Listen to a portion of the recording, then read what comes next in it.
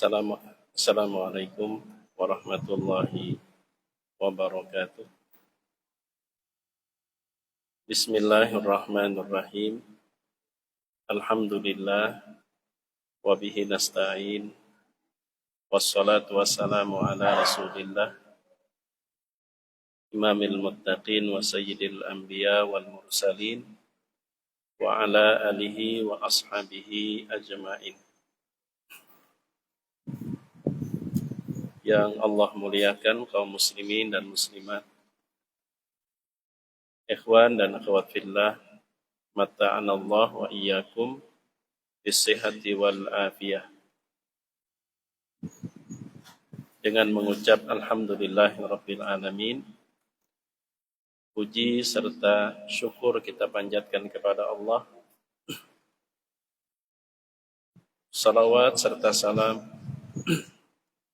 semoga selalu Allah limpahkan kepada Nabi mulia, Nabi besar, Nabi Muhammad sallallahu alaihi wasallam, juga kepada keluarga, sahabat, serta pengikut beliau ila yaumil qiyamah. Usi nafsi wa iyyakum bitaqwallah. Ikhwan dan akhwat fillah yang Allah muliakan,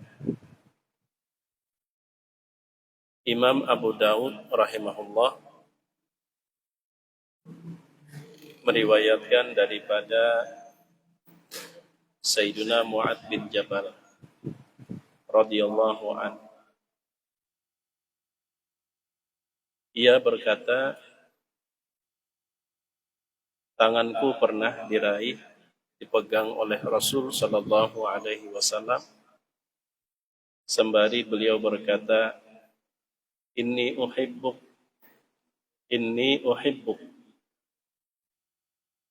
aku sangat suka kepada kamu. Sesungguhnya aku sangat menyukaimu.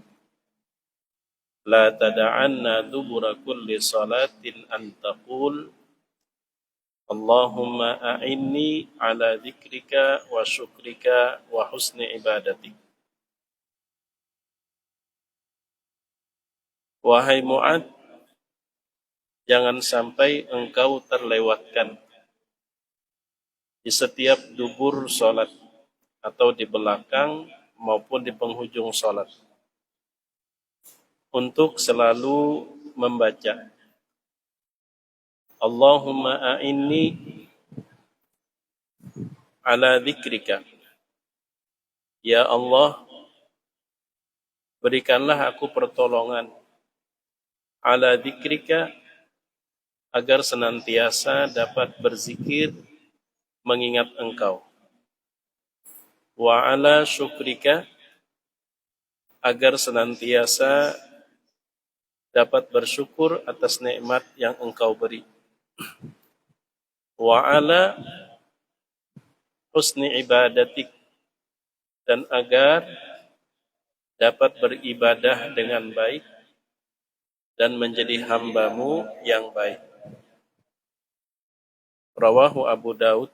Hadis diriwayatkan oleh Imam Abu Daud. Kaum muslimin dan muslimat yang Allah muliakan, ada beberapa pelajaran dari hadis tersebut yang insya Allah pada malam hari ini kita akan memetiknya. Antara lain,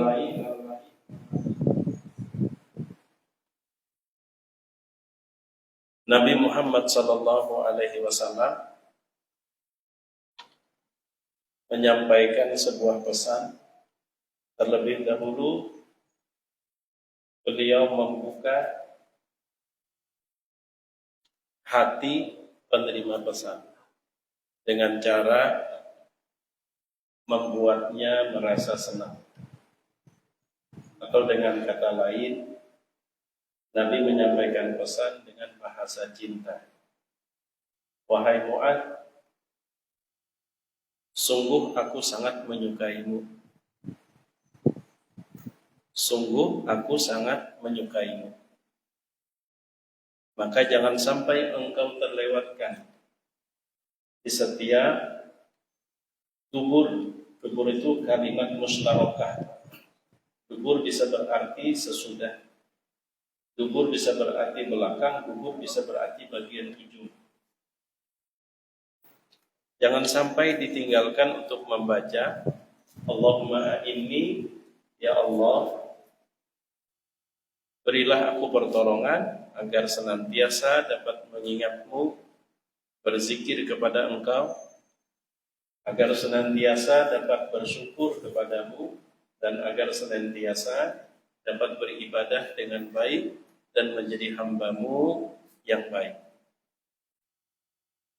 Jadi yang pertama, Nabi mengajarkan kepada kita cara yang efektif untuk menyampaikan pesan. Bangun suasana senang dan gembira di hati orang yang akan menerima pesan kita. Jangan dibikin dia marah, jangan dibikin sakit hati, jangan dibikin sedih. Dan hal itu bermula dari suasana hati kita sebagai pihak yang memberikan pesan ataupun nasihat. Nasihat itu adalah sesuatu yang harus kita beri kepada yang meminta sebagai kewajiban sesama muslim, sebagaimana sabda Nabi SAW, hakul muslim ala muslim sit, ada 6 perkara hak sesama muslim, salah satunya idastansahaka fansahlahu, bila seorang muslim meminta nasihatmu, maka engkau berkewajiban memberikannya karena itu menjadi hak dia atas dirimu. Tapi Nabi SAW, beliau mengisyaratkan idastansahaka, kalau dia meminta nasihat, minimal membuka diri untuk menerima nasihat. Dan salah satu cara untuk membuka hati penerima nasihat adalah bikin hatinya senang. Tidak terbayang betapa senangnya Sayyidina Mu'adz ketika ucapan aku suka lawan ikam itu datang dari Nabi Muhammad SAW. Bahkan diulangi oleh Nabi, sesungguhnya aku menyukaimu, sesungguhnya aku menyukaimu. Lalu Nabi menyampaikan pesan. Imam An-Nawawi rahimahullah juga dari hadis itu beliau membuat sebuah judul di dalam kitab Riyadhus Shalihinnya, juga di dalam kitab Al-Azkar, bahwa salah satu sunnah Nabi ketika kita menyukai sesama muslim karena Allah, untuk mengungkapkan perasaan tersebut. Belum suka benar lawan dia, tapi ini suka karena Allah. Namun bukan karena Allah, sesama jenis itu kopi, ingatnya ada boleh. Itu dilaknat oleh Allah, perilaku kaum Nabi Lut. Nah, jamaah yang dimuliakan Allah, jadi yang pertama tadi, sebelum kita memberikan nasihat atau pesan, maka perhatikan dulu nang menerima pesan ini kondisi kejiwaannya. Bilanya orang tersebut belum siap untuk menerima nasihat, belum siap untuk menerima nasihat, dan kita tidak mampu untuk membuka hatinya untuk menerima nasihat, maka akan lebih baik cukup didoakan dan baik-baik aja. Salahlah kita tetap mengajar nasihat bagi orang atau kepada orang yang tidak membuka diri. Kalau kita punya mental tetap legowo kalau nasihat kita ditolaknya, itu baik. Tapi kalau kita belum siap nasihat kita ditolak, maka lebih baik kita cukup mendoakan yang baik-baik saja. Karena kan memberi sesuatu kepada orang yang tidak siap menerima, berarti kita harus siap ditolak. Kalau kita tidak siap ditolak nasihat yang kita berikan, dan kita paksakan untuk memberikan nasihat, kita akan terjebak kepada perbuatan yang tidak kalah salahnya dari perbuatan menolak nasihat yang benar. Karena kita pasti akan memamai, malah kita akan mencela, dan bisa jadi yang kita cela itu tidak sekedar orang yang kita beri nasihat. Ikam ini dididik abah ikam kah kada sampai kada mau menerima nasihat, abahnya pulang kita sampai. Karena kita tidak siap kalau nasihat kita ditolak. Yang mana iman juga kah? Padahal sudah tahu orang itu tidak siap menerima nasihat, apalagi masih menutup diri. Kita beri nasihat berarti kita harus siap ditolak. Kewajiban kita memberi nasihat itu ketika diminta, atau yang akan kita berikan nasihat ini telah membuka diri, atau kita punya kemampuan untuk membuka pintu hati orang yang tadinya tidak siap menerima nasihat, tapi kita mampu membukanya. Dan Nabi mengajarkan tadi, inni uhibbuk, aku suka benar lawan nikah. Betapa senangnya kata suka itu datang dari Nabi. Maka kalau sudah hati suka, apa aja akan mudah kita terima. Jadi itu pelajaran yang berikutnya adalah sampaikan sesuatu tidak hanya memperhatikan penerima, tapi juga perhatikan perasaan dan hati, suasana hati kita. Sampaikan dengan bahasa cinta, artinya kita memadahi anak, murid, kawan.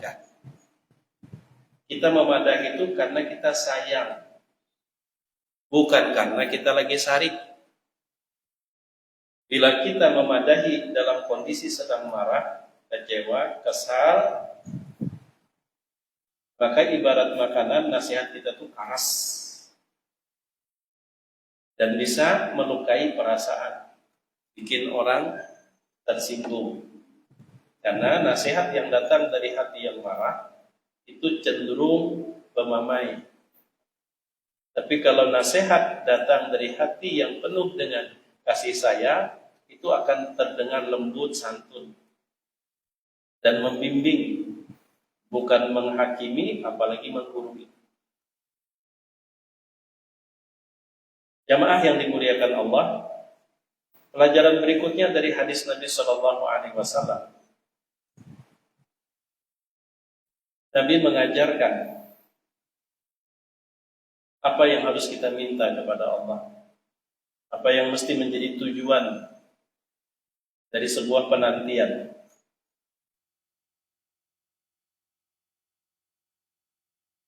Umpama kita ketemu dengan orang baik, pemurah, dan open, lalu dipersilahkannya kita masuk ke suatu gudang. Di dalamnya itu terdapat semua koleksi yang dimiliki orang tersebut, mulai nang murah, nang standar, nang paling mahal ada. Lalu dengan kemurahan dan kebaikannya orang itu menawarkan, Julfakar, kalau belum Julfikar lah, beda harakat, cuman kalah nasib, biar jabat ulut. Camat piobang, camat mati, ulun lah.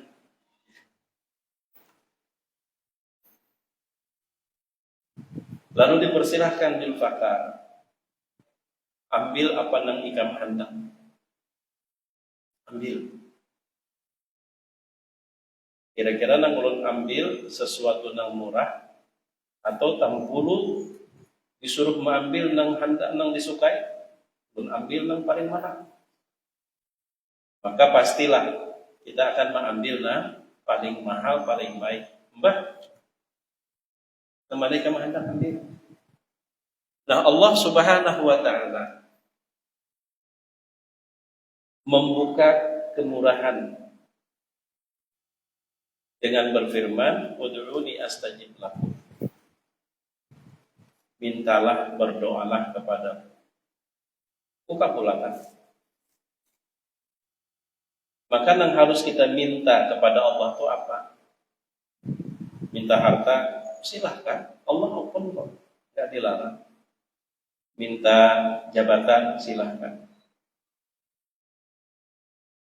Minta pasangan hidup, sudah lawas serongan, silahkan. Allah open. Tapi kalau kita menyadari betapa Allah itu begitu sangat pemurah, jangan tanggung nang diminta. Mintalah yang terbaik. Mintalah yang terbaik. Kenapa yang terbaik? Terisyaratkan di balik doa yang dilajari Nabi kepada Sayyidina Mu'adz bin Jabal. Ya Allah, tolongi ulun agar ulun ini selalu dapat mengingat Engkau. Tolongi ulun agar selalu dapat bersyukur kepada Engkau.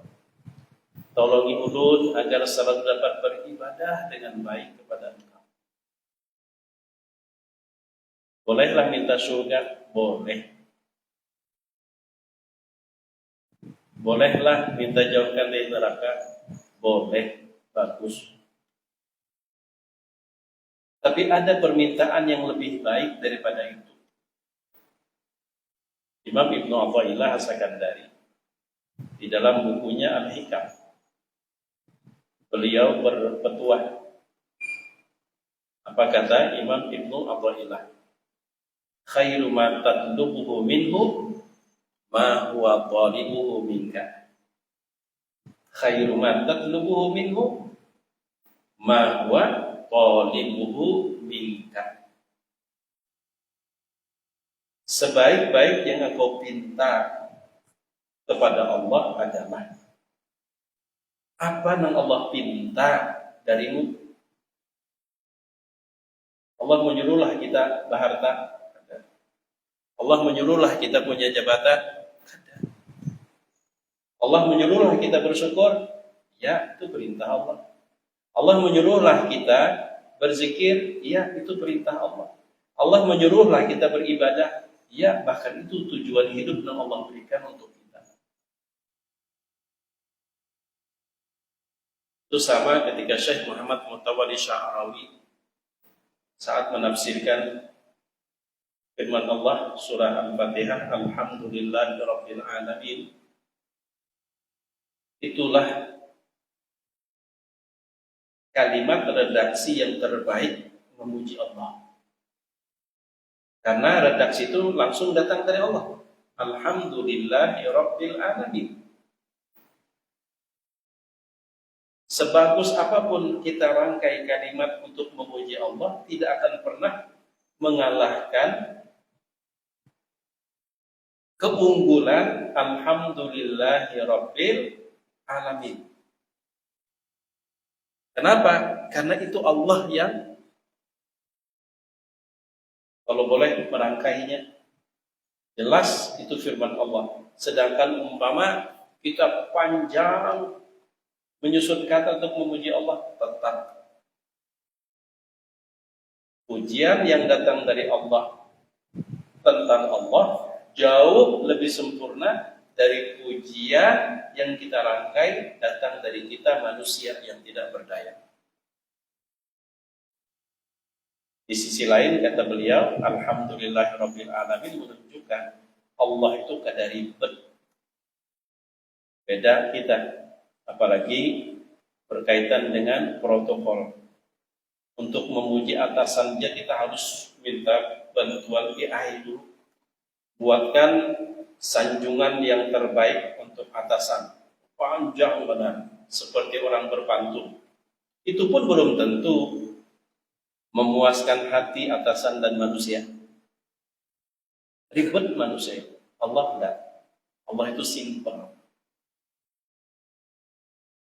Kita memang tidak bisa menjamak menggapai zat Tuhan, tapi kita mudah memahami sifat Allah. Kita bisa meraba manusia, tapi kita sulit untuk menebak watak dan pikiran manusia. Apalagi pasangan suami istri. Itu penuh dengan jebakan Batman. Jadi bini abahnya, ya apa masakan ulun, masin kada. Nyaman aja abahnya. Bujur-bujur. Nyaman, bujur-bujur. Bujuran, jangan berdusta. Bujuran nyaman. Punya masin, berdua masin. Bujuran nyaman. Yang jangan berdusta. Dasar bujur nyaman, dipaksa untuk kepada masin. Banyak. Masin. Han ya Allah. Pulang. Tersalah juga. Abahnya sebutkan nama perempuan yang paling cantik di kampung ini. Itu penuh dengan jebakan kada mau dibaca. Sambat tetangga sebelah behuang. Hendaknya tuh sambat inyata. Tapi Allah itu mudah kita mengerti, mudah kita pahami. Walaupun kita tidak mampu menjamak menggapai zat dan hakikat Tuhan. Tapi mudah kita pahami. Manusia keikungan hingga awak bisa diraba, bisa dicapai, tapi kita sulit untuk memahami dan mendeteksi, menebak apa yang ada dalam pikirannya. Nah, kembali kita kepada doa tadi. Allahumma a'inni ala dzikrika wa syukrika wa husni ibadati. Sebaik-baik permintaan kita kepada Allah adalah meminta apa yang Allah minta dari kita. Allah menyuruh kita bersyukur. Allah menyuruh kita berzikir. Ya ayyuhalladzina amanu dzkurullaha dzikran katsiran. Wahai orang-orang beriman, berzikir dan ingatlah Allah sesering-sering mungkin. Karena itu yang Allah minta, maka mintalah kepada Allah apa yang Allah minta. Maka itu ya Allah tolongi ulun. Analoginya atau kiasnya, kita bekerja di sebuah perusahaan. Perusahaan punya target yang harus kita capai. Berarti itu yang diminta oleh perusahaan kayak kita, target yang harus kita capai. Nah, lalu ada hal lain yang bukan ditargetkan oleh perusahaan kepada kita, hal lain yang kita usahakan dan itu baik. Namun, apa yang ditargetkan oleh perusahaan tidak tercapai. Maka sebanyak apapun prestasi yang kita dapat dalam hal lain yang bukan target dari perusahaan, kita tetap tidak mendapat poin. Berarti sebaik-baik pencapaian kita adalah mencapai apa yang ditargetkan oleh perusahaan untuk mendapatkan nilai poin dari perusahaan. Ada salah kita meminta harta karena memang Allah Maha Pemurah.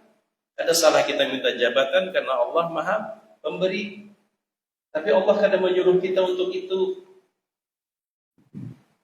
Allah menyuruh kita berzikir, Allah menyuruh kita bersyukur, Allah menyuruh kita beribadah, bahkan ibadah itu tujuan hidup. Wa ma khalaqtul jinna wal insa illa liya'budun.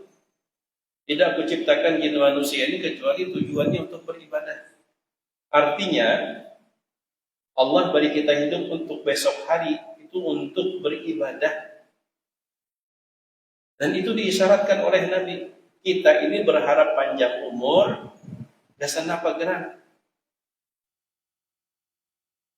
Sekalinya berharap umur panjang sampai esok menghadiri sambungan sinetron. Murahnya pengtujuan hidup. Atau berharap malam ini terbangun menghadang Liga Eropa. Padahal Nabi mengajarkan, ala adullukum ala yamhullahu bihil khataya wa yarfa' bihi darajat. Maukah ujian Nabi kutunjukkan sesuatu yang Dengannya Allah ampuni, Allah hapuskan dosa, dan Allah tinggikan derajat. Qalu bala ya Rasulullah, ingin ya Rasulullah. Maka ajaran Nabi pertama, isbaqul wudu alal makari, sempurnakan wudu itu, saat wudu itu sulit-sulitnya dilakukan. Yang kedua, kasratul khuta' ilal masajid, perbanyak langkahmu ke masjid. Dan yang ketiga ini, intidharus shalah ba'da shalah. Ini kita nih, salat maghrib. Kita merindukan ketemu lagi dengan salat isya. Artinya kita menunggu-nunggu waktu ini bukan untuk sesuatu lain selain dari bisa kembali sholat. Makanya kadang tanpa kita sadari, tanpa pencerahan dan tanpa nasihat, arah hidup kita ini tergeser. Melalui acara-acara televisi, sinetron diolahnya, kita penasaran. Penasaran untuk mengikuti kelanjutannya, ternyata kelanjutannya minggu depan. Maka hendak benar rakas minggu depan itu. Berarti kan itu berharap kita masih diberikan hidup sampai minggu depan. Tapi harapan kita itu untuk apa? Ternyata untuk menyambung sambungan kisah sinetron tadi. Pada ujar Nabi, intidharus shalah ba'da shalah, ketika kita berharap diberikan umur panjang kepada Allah, itu untuk bisa bertemu atau setidaknya untuk bisa berbuat baik lagi. Untuk bisa berbuat hal yang bermanfaat. Bukan untuk sekedar malah membuang umur. Intidharus shalah ba'da shalah. Untung sembahyang dan umur panjang ketemu lagi dengan sembahyang berikutnya. Ini mudah-mudahan umur panjang menyambung episode berikutnya sinetron. Sebegitu murahnya tujuan hidup. Dan kita pilih, padahal Allah sudah mengatakan wa ma khalaqtul jinna wal insa illa liya'budun.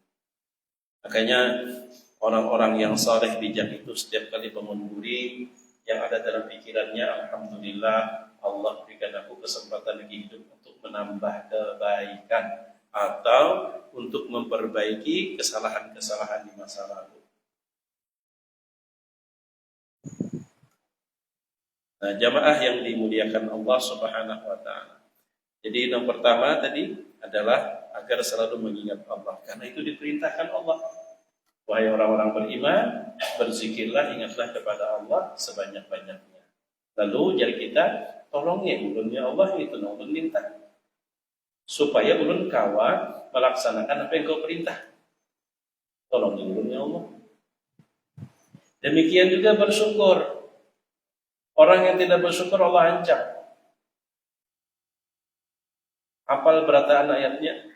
La in syakartum la azidannakum wa la in kafartum inna 'adzabi lasyadid. Tapi kalau kita perhatikan dengan baik, ada satu hal yang cukup menarik. La in syakartum, jika engkau bersyukur, la azidannakum, sungguh akan aku tambah. Wa la in kafartum, namun jika engkau kufur, lawan dari tidak bersyukur, mestinya apa akibatnya? Kan bila bersyukur ditambah. Bila kada bersyukur, mestinya akibatnya apa? Dikurang atau di stop. Ditolak. Tapi ternyata kalimahnya tidak. Jika kamu bersyukur, ku tambah. Namun jika engkau kufur, langsung kepada kalimat sesungguhnya siksaku sangat pedih. Kenapa? Ini mengantisipasi sebuah anggapan. Orang tuh kada penyembah yang kada aja. Gawian kada kekaruan, menghalalkan segala cara, hidupnya tambah sugih. Hidupnya tambah nyaman. Jabatannya semakin tinggi. Asetnya bertambah banyak. Makanya kada bersyukur. Karena memang Allah menyebutkan siksa pedih itu tidak mesti dalam bentuk dikurangi. Bahkan Di antara siksa yang disegerakan oleh Allah bagi orang yang kufur dan kada bersyukur, Allah tambahi sanastadrijuhum min haitsu la ya'lamun wa umli lahum inna kaidi matin. Itu ngarannya lanjuran dari Allah.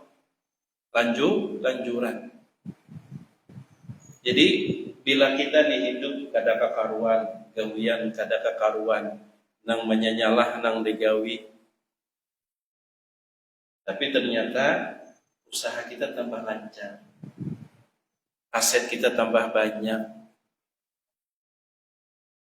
Jangan pian himung, itu nang harus pian takuti. Itu nang harus pian takuti, karena itu bentuk dari siksa pedih dari Allah yang Allah segerakan. Mana kayak apa? Supaya kita paham nang kayak dia aja. Ini contoh nang sederhana benar. Yang diikut nyamuk. Kalau hendak menampak mahadangnya kurus atau nyak-nyak. Nyamuk tuh mengikut pian. Puas tuh pian menapak waktunya masih belum kanyang atau sudah kanyang? Sudah kanyang. Jadi kalau pian melihat akan yang mengikut itu bukan berarti aman, karena pian membiarkannya supaya nyakanya tapak berasa. Jadi kalau umpama hidup kita ini sudah menyanyalah lah bahasa Banjarnya itu, tapi tambah usaha tambah lancar, harta tambah banyak, urusan di mana-mana jadi mudah, padahal hidup kita menyalah. Itu yang harus pian khawatirkan. Ya kayaknya nyamuk tuh mau bisa berpikir lawan kita tuh. Ketahuannya minggu ada di tapak, nyapun bukahnya. Karena dibiarkan tua umli lahum inna kaidi matin. Aku biarkan ulur-ulur waktu jangan Allah. Dan kaidi tipu muslihatku matin. Itu tamam, kuat, kokoh. Ada denang kawal lepasnya dalam ayat lain, wala yahsabanna alladziina kafaru annama numli lahum khairul li anfusihim innama numli lahum liyazdadu itsma. Janganlah orang-orang kufur itu, orang-orang kafir itu beranggapan ketika kami biarkan kami ulur waktu itu baik untuk mereka. Bal huwa syarrul lahum, itu tanda buruk buat mereka. Kenapa? Innama numli lahum liyazdadu itsma.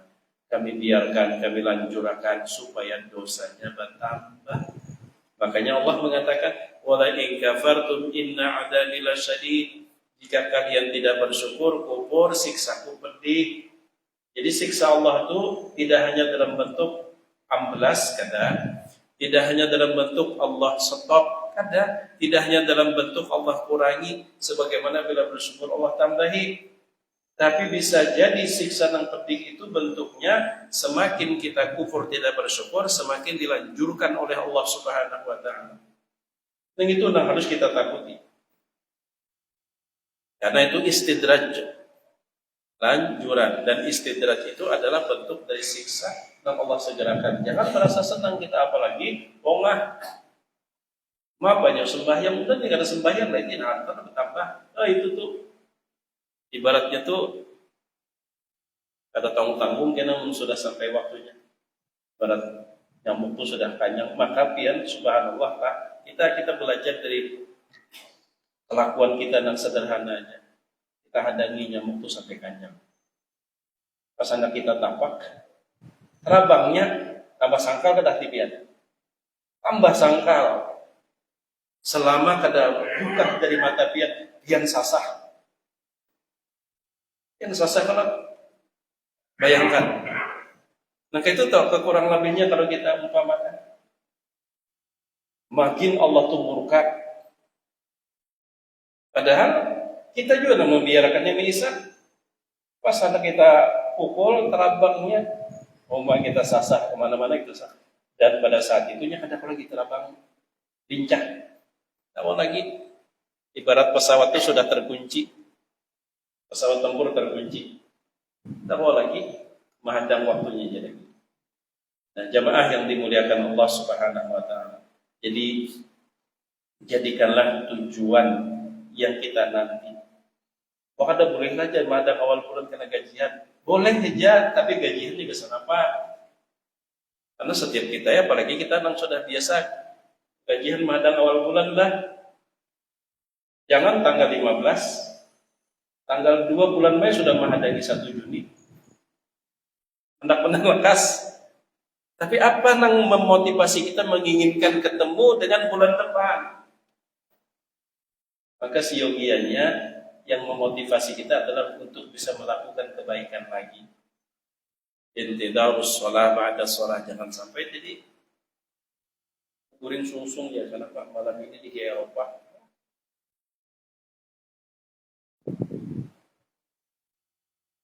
Jadikanlah apa yang ingin kita capai itu sesuatu yang Allah minta dari kita. Itulah permintaan terbaik.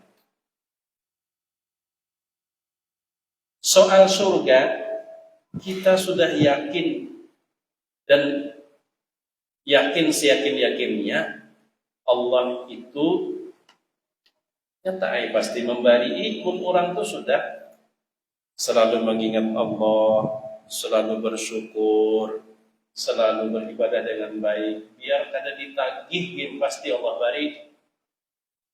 Tapi coba biar kalau ada orang begawi don Pian ingin dia tuh bekerja dengan baik. Dan Pian sudah berkomitmen kalau dia bekerja dengan baik, upah pokoknya akan dibayar dan dikasih bonus. Orang tuh malah menguya upah non bonus. Kewiannya kada diurusinya.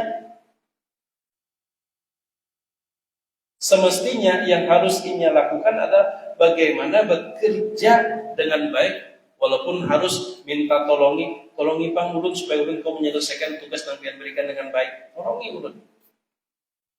Karena kalau terlaksana dengan baik, dengan sendirinya kita akan membayar walaupun kada diminta. Nang memberi muar itu ditagihnya terus tapi kemudian kada diurusinya itu nang memberi muar. Dan hal itulah yang sering dialami di beberapa tempat. Termasuk salah satu perguruan tinggi di Banjarmasin. Itu membuat program pertemuan minimal sebulan sekali. Pesertanya itu bukan mahasiswa, malah sivitas, dosen, dan staf. Dan tadi belum terlambat di sini karena pas terkena putarannya. Terkena putaran. Jadi keluhan dari pimpinan, padahal Ustaz dosen ini kan orang-orang pintar. Tapi kadang-kadang membuat kami harus mengusut dada.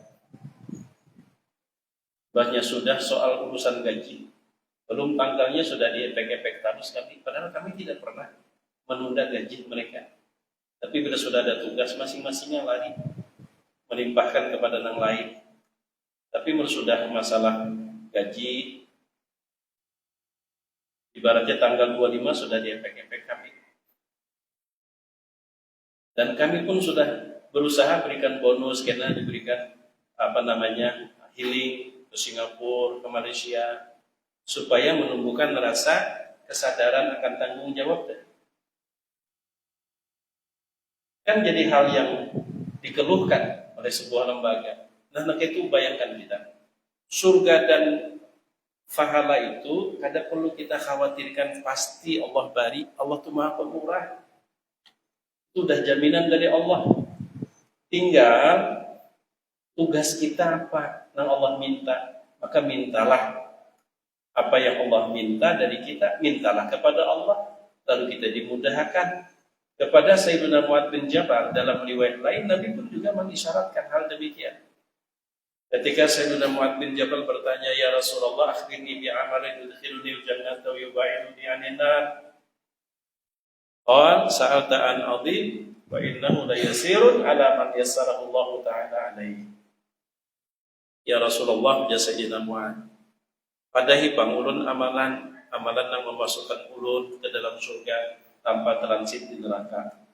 Ya kan, memasukkan ke dalam surga dan menjauhkan dari neraka. Itu artinya masuk surga tanpa transit di neraka.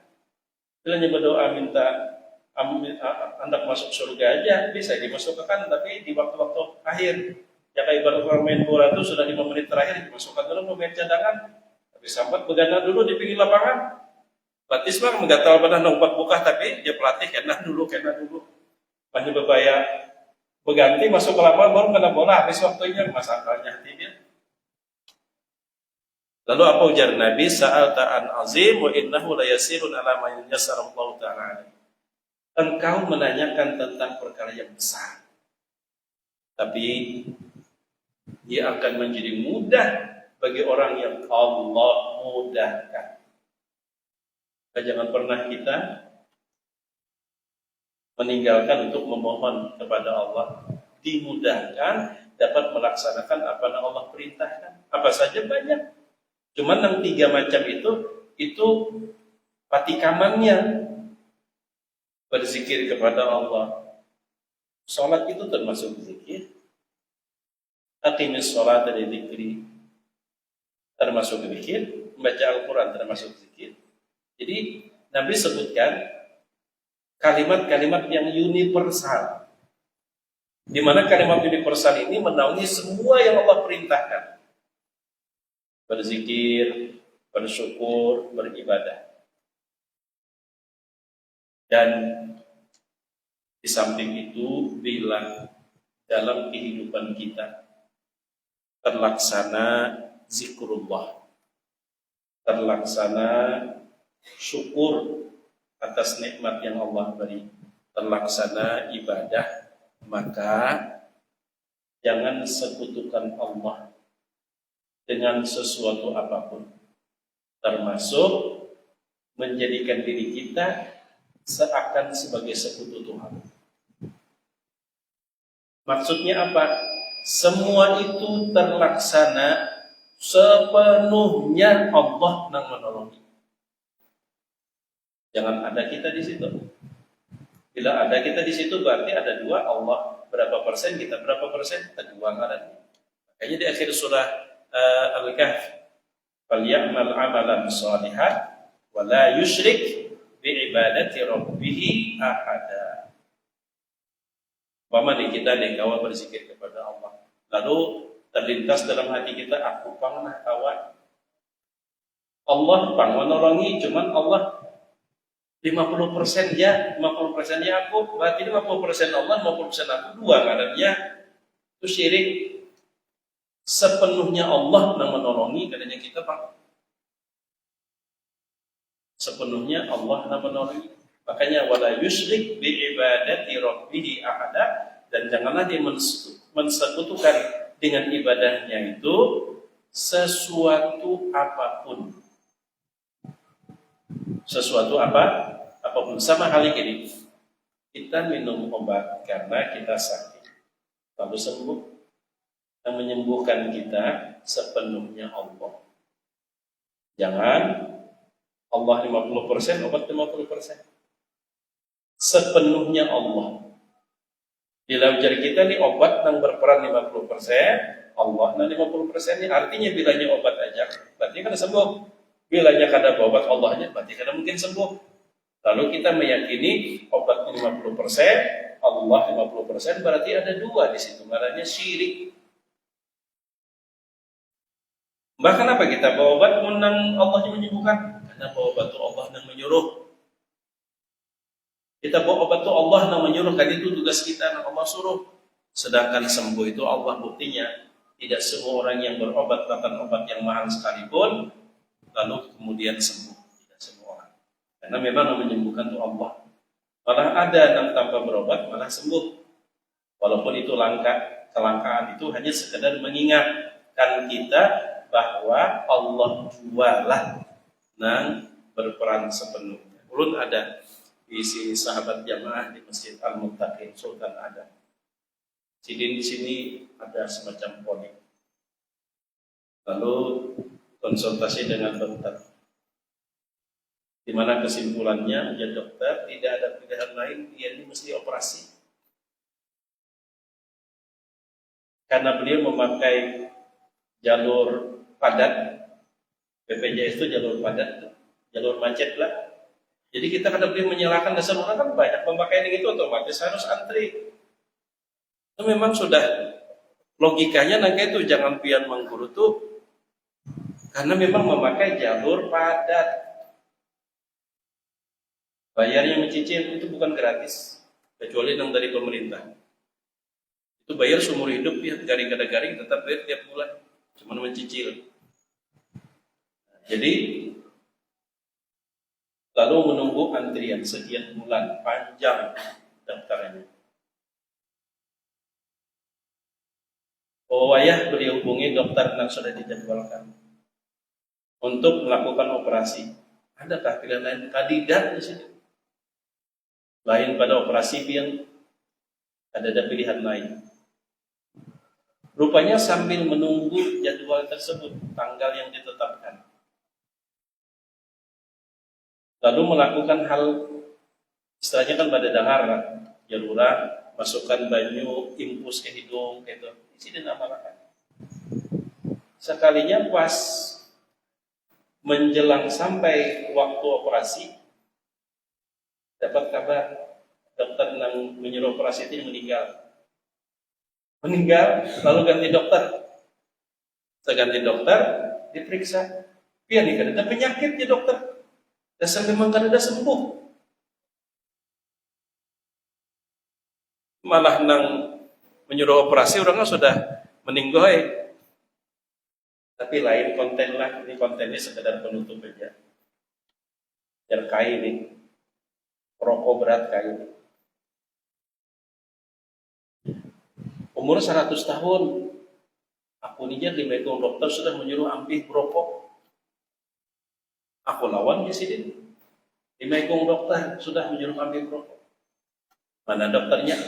Matian sudah terlibat di sini. Aku masih hidup di sini 100 tahun umur. Yang menyuruh ampih merokok mati di sini sudah bagaimana? Dokter menyuruh aku sini. Berimanya mati sudah sini. Kok masih hidup di sini, merokok di sini. Itu konten aja itu, jangan dituruti. Atau setelah aku membaca, ya ternyata merokok itu merusak kesehatan. Maka sejak saat itu aku berhenti membaca. Bukan berhenti merokok, lah berhenti membaca sejak saat itu. Ampun maaf, ini yang dapat turut sampaikan. Mudah-mudahan bermanfaat. Jika ada salah dan khilaf, mohon dimaafkan. Bahwa mintalah kepada Allah permintaan yang terbaik. Apa permintaan yang terbaik? Khairu ma tatlubuhu minhu ma huwa qalibuhu minka. Sebaik-baik yang kau minta kepada Allah adalah meminta apa yang Allah minta darimu. Allah minta kita untuk beribadah. Mohonlah kepada Allah, ya Allah, tolong pun bisa beribadah. Seakan-akan ya Allah, bantu agar bisa mencapai target yang kau berikan kepadamu. Dan jadikan tujuan penantian hidup ini adalah sesuatu yang elegan, yang bergengsi. Jangan kita berharap hidup sampai minggu depan, karena ternyata sekalinya minggu depan sambungan sinetron episode berikutnya, karena hari ini ternyata dibikinnya penasaran. Bikinlah apa yang kita tunggu-tunggu itu adalah sesuatu yang akan berguna kelak pada hari kiamat. Ampun maaf, salah dan hilaf. Terima kasih waktu dan kesempatan. Jazakumullahu khairan. Subhanakallahumma wa bihamdik, asyhadu an la ilaha illa anta, astaghfiruka wa atubu ilaik. Assalamualaikum warahmatullahi wabarakatuh.